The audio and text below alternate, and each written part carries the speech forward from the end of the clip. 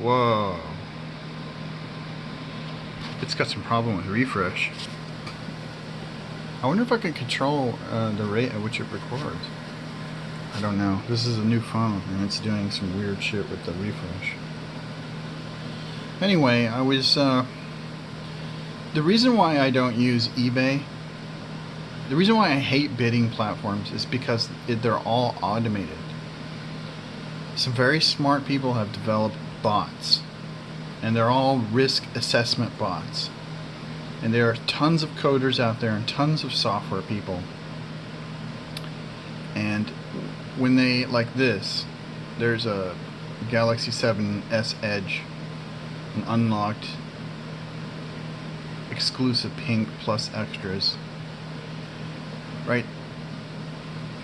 If you look at the history of the bidding, like, I mean, when it started bidding, you get the normal standard people bidding on it. Then once you get towards the end, like the last day, the 12th, that's when you start to see the bots come in, because they usually only pop in the last 24 hours. So we get a bid by this guy. It starts with 7, and you know, he knows he wants it at 87. He goes up to 102. He goes ahead. Then he thinks, oh, okay, well, I'll just jump it up another $5. And then the bots come in, right? The bot goes 110. And this is what's crazy, is the bots will bid themselves up. Even though there's no one else to counterbid, that's how you can tell they're bots. Because why would anybody raise their own bid? Does that make any sense to you? I mean, if I have a current bid and it's set at a current amount, why would I raise that amount 4 times in a row?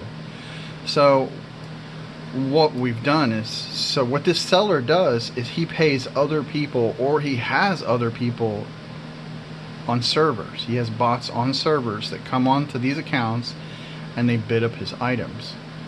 Of course, eBay says this is bad. They say, you know, you're not supposed to do that, but this happens like 99.9% of the time on all items that are sold on the Bay. And how you can always spot it is you can see that there will be multiple bids. Like this one, it went from 110 to 125 from just one bot that brought the price up. Then another bot comes in and it raises the price from 131 all the way up to 154. Usually also how you can spot bots is like when you look at their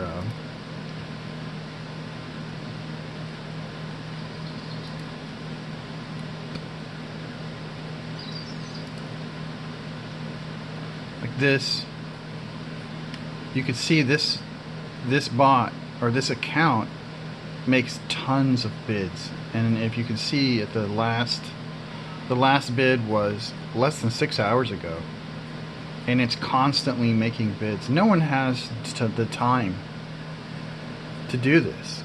No one has the time to sit there and make 30 different bids in a span of an hour on different devices. So that's obvious that this account is being used by a bot to do this. And what it does is it comes into the equation and it jacks the price up. So it's added $20 to the price. It's actually 25. Then we got this poor guy, the 7 guy, who is probably the one that was the only real human being in the whole bidding process. As you can see, I mean, in the last month they've only had 7 bids. So this is definitely a human being that's looking over the listings and bidding. So they really wanted this pink phone. And then the bot comes in and it bids itself up again. And oh, look, it increments another $25. So it always does the same thing. They come in under different names and then they'll jack the price up $20 to $25 incrementally and then see if anyone bids on it. It's a really good scam. And they make a lot of money off of junk. Whether the phone or the item, the electronic item that they're bidding on, is worth it or not, that remains to be seen. But this is why I don't get involved with this,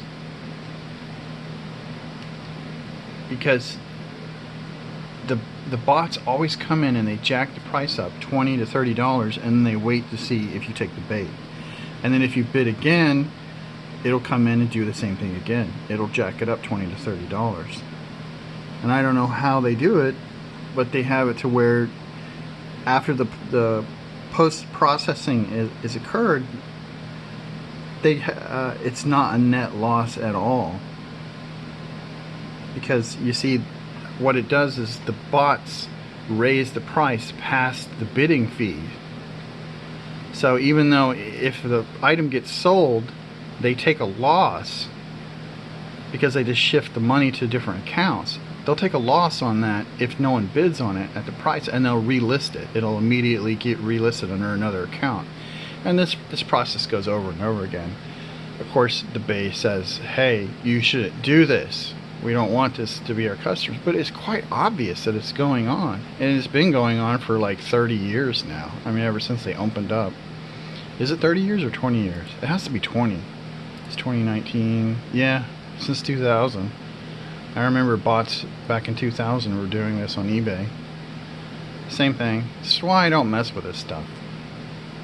It's impossible to bid on anything without bots interfering and jacking the prices up. If they had a platform where it was only like verified human beings bidding on it, I would be all over that. I would be like, because that would be a real auction, right? You might have crazy people impulse buying on it, but at least the vast majority of stuff, you would get real people that would be bidding on stuff. Not bots that just enter into the equation and jack the price up. Just to try to... It works the same way in the stock market. But yeah, that's just sad, right? I never mess with that stuff.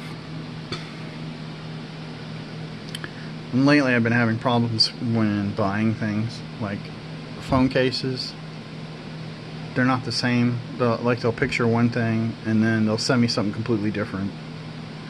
And even on their website, their phone cases don't even look the same as what they send, which doesn't make any sense. It's like somebody intercepted my transaction and sent me a cheap knockoff version, but yet it's labeled under the company that has the products listed, and that's the same listing that's on their seller accounts. It's also the same stuff they're selling on their website, but when you buy from it, they send you something that's completely different. It doesn't even look like what they had listed. I've ran into that like many times. I would say up to about 30 times now, and it's a massive chore to have to take pictures, to show the difference, to open up all the software, to highlight. It takes time. It takes 30 minutes to an hour just to even write a response to that. And the fact that these people advertise stuff doing this, it wastes your time. Like, if someone could just list exactly what it is they're selling and not be deceptive about it, then you wouldn't have to go through this garbage to begin with. But personally, I think it's their way of trying to make the value of, they're trying to drive the value of authenticity up, because they can't do it with brand, because all of these fly-by-night companies have a billion different brands, and they're all under like a million different incorporations. So the only thing they can do is my brain just quit working. I have a massive headache. I swore to stop drinking coffee, and I did, and I started to feel good, but then the smell hit me. The smell of the coffee had hit me.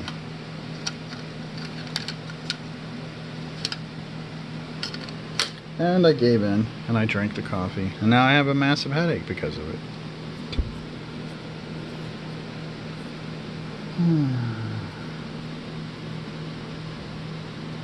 Dun, dun, dun, dun, dun. Na, na, na, na, na, na, na, na, na, na, na, na, na,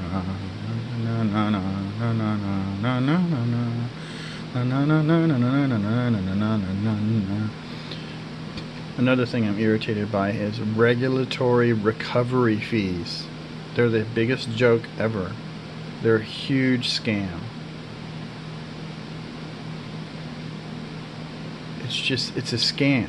It's just straight up a scam. It doesn't matter if some guy with an official badge comes over to your house, kicks down your door, puts a gun to your head, and says, "Give me money or else.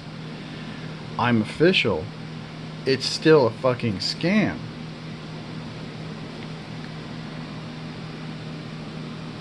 And that's pretty much what regulatory recovery fees are. It's a scam.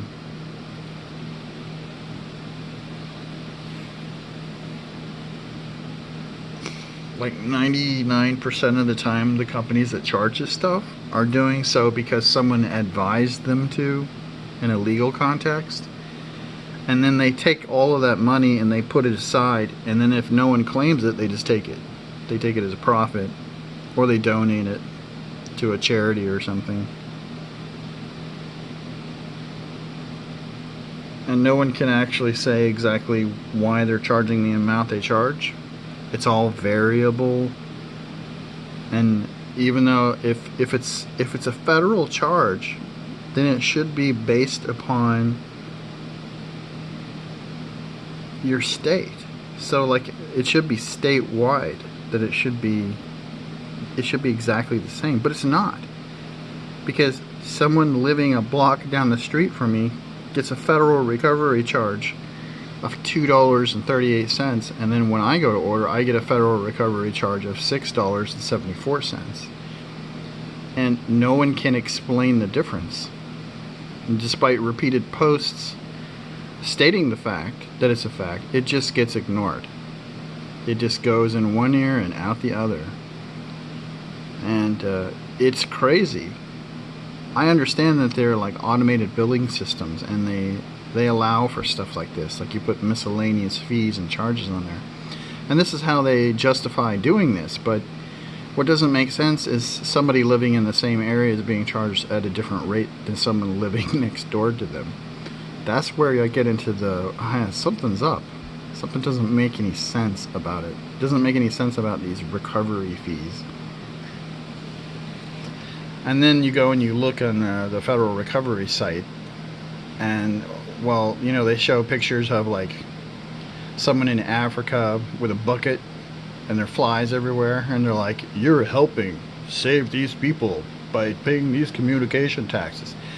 And then you look into it, and all it is like there's 10 people and they're all lawyers, and of course they have like 3 retirement homes, and they're all making $500,000.